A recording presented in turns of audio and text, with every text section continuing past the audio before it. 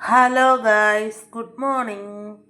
അപ്പം ഞാൻ ദേ ഇന്ന് റാഗിപ്പൊടിയും കൊണ്ട് ദോശ ഉണ്ടാക്കാൻ പോവാം കേട്ടോ. അപ്പം ഞാനിവിടെ ദേ കലക്കി വെച്ചിട്ടുണ്ട്. കുറച്ചേ എടുത്തുള്ളൂ. ഇനി നമുക്കിത് മൂടി വെക്കാം. ഒരു 10-20 മിനിറ്റ് അതവിടെ ഇരിക്കട്ടെ. ദോശ കല്ലൊക്കെ അടപ്പത്ത് വെച്ചു.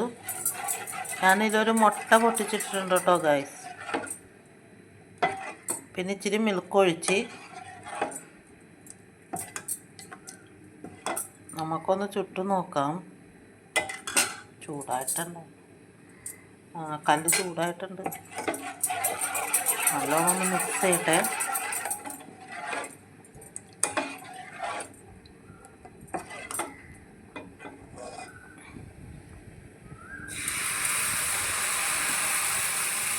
റാഗി ദോശ അധികം പരത്തണ്ട, ഇങ്ങനെ ചുട്ടാൽ മതി. ഇപ്പം ദോശമാവ് പോലെ പരത്താനൊന്നും പറ്റൂല തോന്നുന്നു.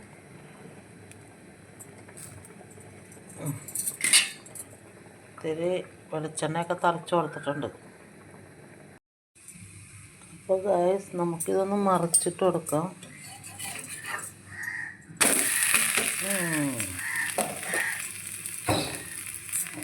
ദോശ ഇവിടെ റെഡി ആയിക്കൊണ്ടിരിക്കുന്നു. അപ്പോൾ ദേ ദോശ ഇതൊക്കെ ചുട്ടു വെച്ചു. പിന്നെ ദേ ചോറ് തിളപ്പിക്കാൻ വെച്ചിട്ട് ഇന്നലെ രാത്രി വെച്ച ചോറാണ്. അപ്പോൾ തിളപ്പിച്ച് കൂട്ടാൻ വെച്ചു. അപ്പോൾ ഞാൻ ചായ കുടിക്കാൻ പോവാണ് ഗൈസ്. ചായ കുടിക്കട്ടെ കേട്ടോ. അതേ ഗോഡ്വിനും ചിന്നുനും ചോറെടുത്ത് വെച്ചു. മീൻകറിയാണ് കേട്ടോ. അയില തേങ്ങ അരച്ച് കറി വെച്ചതാണ്.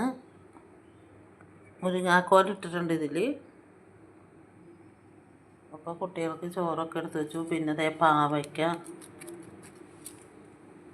കറി വെച്ചിട്ടുണ്ട്. നല്ല മീൻകറിയായിരുന്നു. അപ്പോൾ ദേ ഗോഡ്വിന് ഞാൻ 2 ദോശ വെച്ചിട്ടുണ്ട്.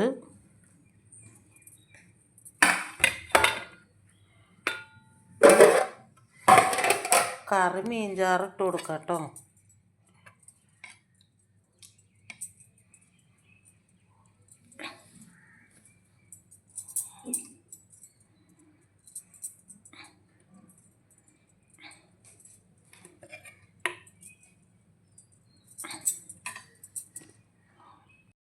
അപ്പോൾ ദേ ഗോഡ്വിൻ കുട്ടൻ മുടിയൊക്കെ ചെയ്യണം കേട്ടോ, ക്ലാസ്സിൽ പോവാൻ.